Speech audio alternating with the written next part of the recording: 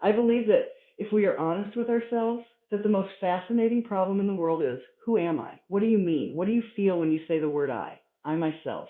I don't think there can be any more fascinating preoccupation than that because it's so mysterious. It's so elusive because what you are in your inmost being escapes your examination, and rather the same way that you can't look directly into your own eyes without using a mirror, you can't bite your own teeth, and you can't touch the tip of this finger with the tip of this finger. And that's why there's always an element of profound mystery in the problem of who we are. This problem has fascinated me for many years, and I've made many inquiries, and there is a certain consensus about this, a certain agreement, especially among people who live in Western civilization. Most of us feel I ego myself, my source of consciousness, to be a center of awareness and a source of action that resides in the middle of a bag of skin. And so we have what I have called the conception of ourselves as a skin-encapsulated ego. Now, it's very funny how we use the word I.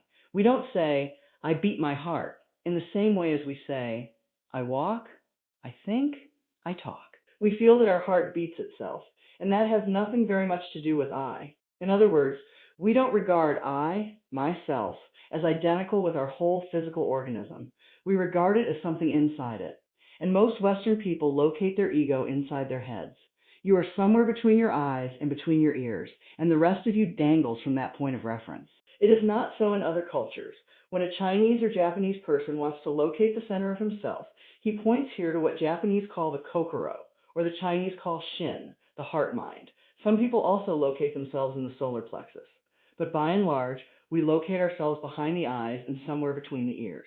We speak of coming into this world, and this whole sensation that we are brought up to have of being an island of consciousness, locked up in a bag of skin, facing outside us, a world that is profoundly alien to us in the sense that what is outside me is not me. This sets up a fundamental sensation of hostility and estrangement between ourselves and the so-called external world. And therefore, we go on to talk about the conquest of nature, the conquest of space, and view ourselves in a kind of battle array towards the world outside us. Now, actually, it is absolutely absurd to say that we came into this world. We didn't. We came out of it. What do you think you are?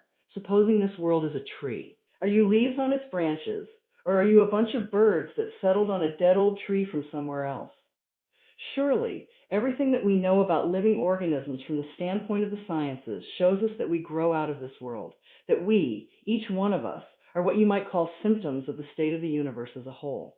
But you see, that is not part of our common sense.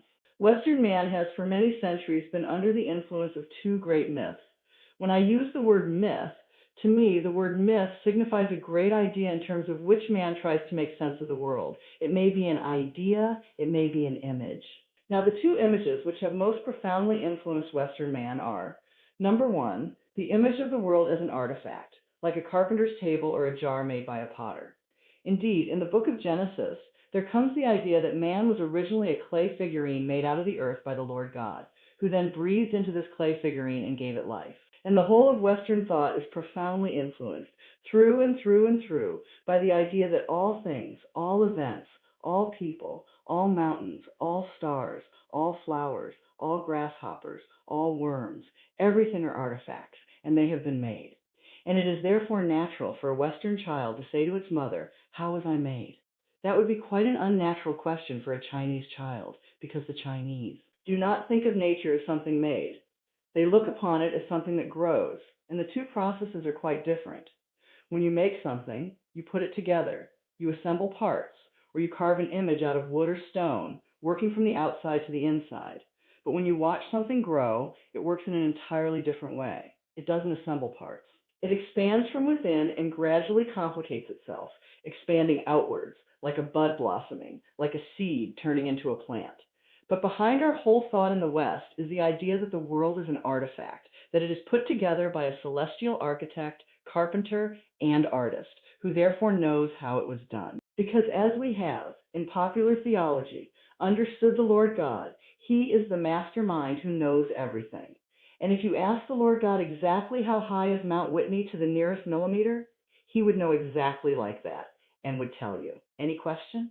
The Cosmic Encyclopedia Britannica. Unfortunately, this particular image or myth became too much for Western man because it was oppressive to feel that you are known through and watched all the time by an infinitely just judge.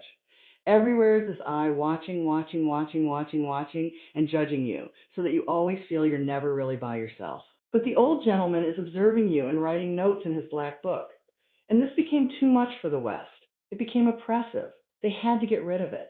And so instead, we got another myth, the myth of the purely mechanical universe. This was invented at the end of the 18th century. It became increasingly fashionable throughout the course of the 19th century and well into the 20th century, so that it is today's common sense. Very few people today really believe in God in the old sense. They say they do, but they really hope there is a God. They don't really have faith in God. They fervently wish that there was one and feel that they ought to believe that there is. But the idea of the universe being ruled by that marvelous old gentleman is no longer plausible. It isn't that anybody has disproved it, but it just somehow doesn't go with the vast infinitude of galaxies and the immense light-year distances between them and so on. So instead, it has become fashionable, and it is nothing more than a fashion, to believe that the universe is dumb, stupid, that intelligence, values, love, and fine feelings reside only within the bag of the human epidermis, and that outside that, the thing is simply a kind of a chaotic, stupid interaction of blind forces. Courtesy of Dr. Freud, for example, biological life is based on something called libido, which was a very, very loaded word. Blind, ruthless, uncomprehending lust. That's the foundation of the human unconscious. And similarly to thinkers of the 19th century, like Ernst Haeckel, even Darwin, T.H. Huxley, and so on, there was this notion that at the root of being is an energy, and this energy is blind. This energy is just energy, and it's utterly and totally stupid. And our intelligence is an unfortunate accident. By some weird freak of evolution, we came to be these feeling and rational beings, more or less rational.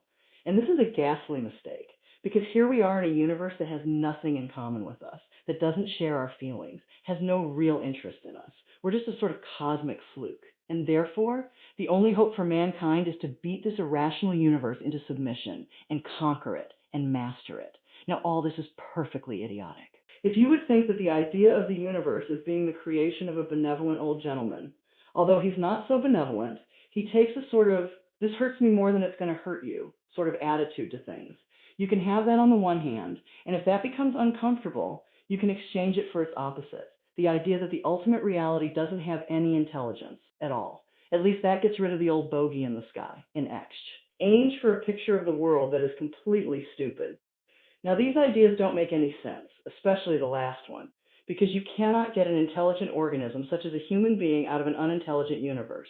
The saying in the New Testament that figs do not grow on thistles nor grapes on thorns applies equally to the world. You do not find an intelligent organism living in an unintelligent environment. Look, here is a tree in the garden, and every summer it produces apples.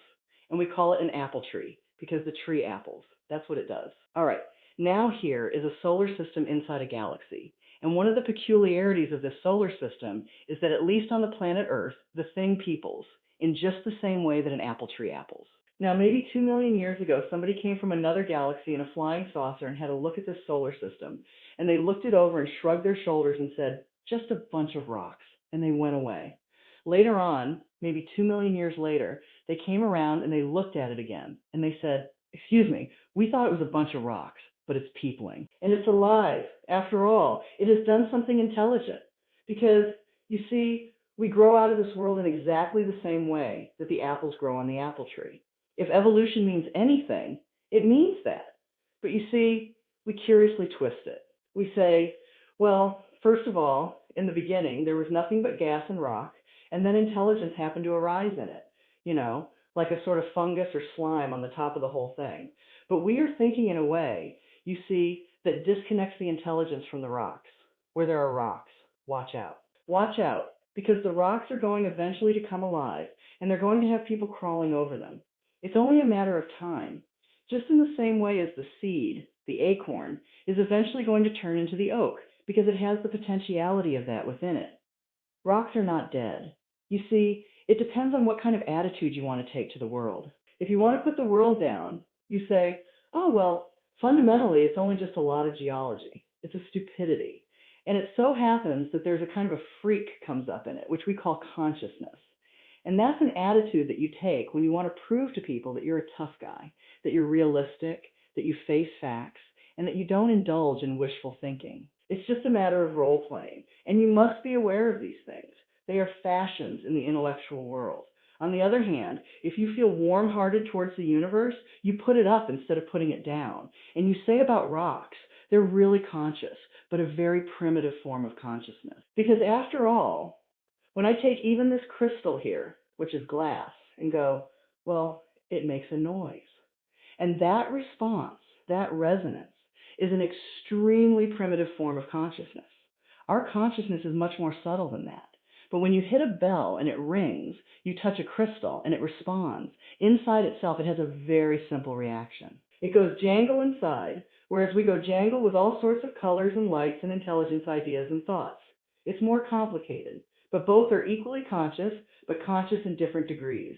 That is a perfectly acceptable idea. See, all I'm saying is that minerals are a rudimentary form of consciousness, whereas the other people are saying that consciousness is a complicated form of minerals. What they want to do is to say everything is kind of bleh, whereas what I want to say is, hooray, life is a good show. Now then, as we study man or any other living organism and try and describe him accurately and scientifically, we find that our normal sensation of ourselves as isolated egos inside a bag of skin is a hallucination. It really is. It's absolutely nutty. Because when you describe human behavior, or the behavior of a mouse, or a rat, or a chicken, or a anything you want to describe, you find that as you try to describe its behavior accurately, you must also describe the behavior of its environment. Supposing I walk, and you want to describe the action of walking. You can't talk about my walking without also describing the floor. Because if you don't describe the floor and the space in which I am moving, all you will be describing is somebody swinging his legs in empty space. You couldn't see me unless you could also see my background, what stands behind me. See, if I myself, if the boundaries of my skin were coterminous with your whole field of vision, you wouldn't see me at all. You would see my bright red vest instead. That's why I put it on this evening, to demonstrate this point. And that would be the thing that filled your field of vision. That was the thing standing there. You wouldn't see me, because in order to see me, you have to see not only what is inside the boundary of my skin, but you have to see what is outside it too. Now that's terribly important. Really, the fundamental, ultimate mystery, the only thing you need to know to understand the deepest metaphysical secrets is this, that for every outside, there is an inside, and for every inside, there is an outside. And although they are different, they go together. There is, in other words, a secret conspiracy between all insides and all outsides. And the conspiracy is this, to look as different as possible, and yet underneath to be identical, because you don't find one without the other. Like Tweedledum and Tweedledee agreed to have a battle. Note that. Agreed. So there is a secret. What is esoteric, what is profound, and what is deep is what we will call the implicit. What is obvious and on the open is what we will call the explicit.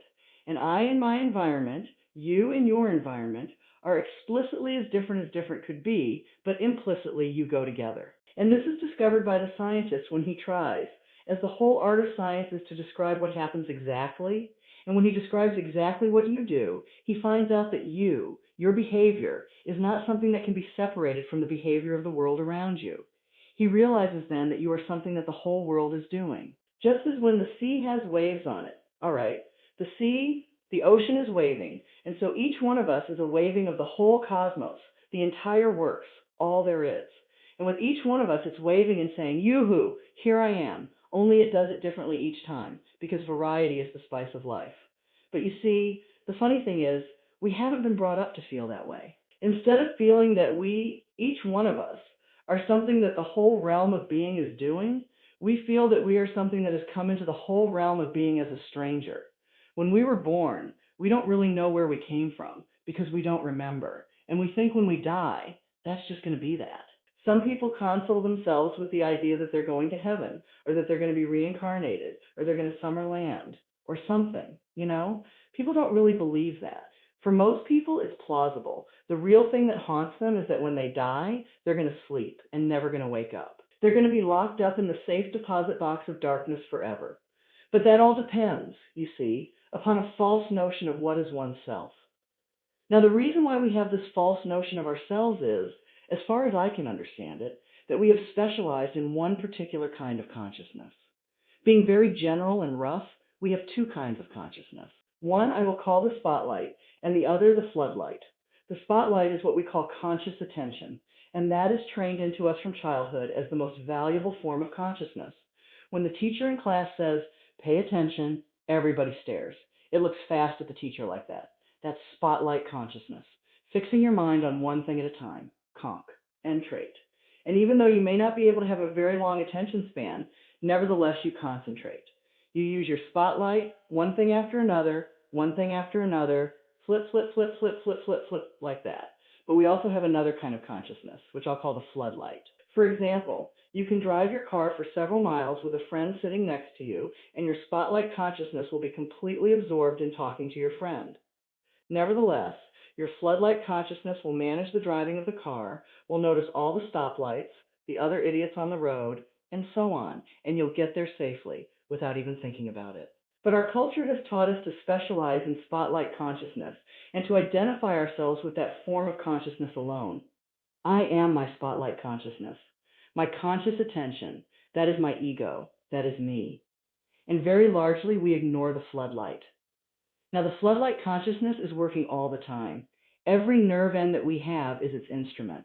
You know, you can go out to luncheon or something, and you sit next to Mrs. So-and-so, and you go home, and your wife says to you, was Mrs. So-and-so there? Yes, I sat next to her. Well, what was she wearing? I haven't the faintest idea. You saw, but you didn't notice. Now, because we have been brought up to identify ourselves with the spotlight consciousness, and the floodlight consciousness is undervalued, we have this sensation of ourselves as being just the spotlight, just the ego that looks and attends to this and that and the other. And so we ignore and are unaware of the vast, vast extent of our being. People who, by various methods, become fully aware of their floodlight consciousness have what is called a mystical experience or a cosmic consciousness, or what the Buddhists call bodhi, awakening, and the Hindus call moksha, liberation, because they discover that the real deep self, that which you really are fundamentally and forever, is the whole of being. All that there is, the works, that's you. Only that universal self that is you has the capacity to focus itself at ever so many different here and nows. So when you use the word I, this, as William James said, is really a word of position, like this or here. Just as a sun or star has many rays, so the whole cosmos expresses itself in you, in you, in you, in you, in you, with all the different variations. It plays games. It plays the John Doe game, the Mary Smith game. It plays the beetle game, the butterfly game, the bird game, the pigeon game, the fish game, the star game. Just like these are games that differ from each other, just like backgammon, whist, bridge, poker, pinochle, or like waltz, mazurka.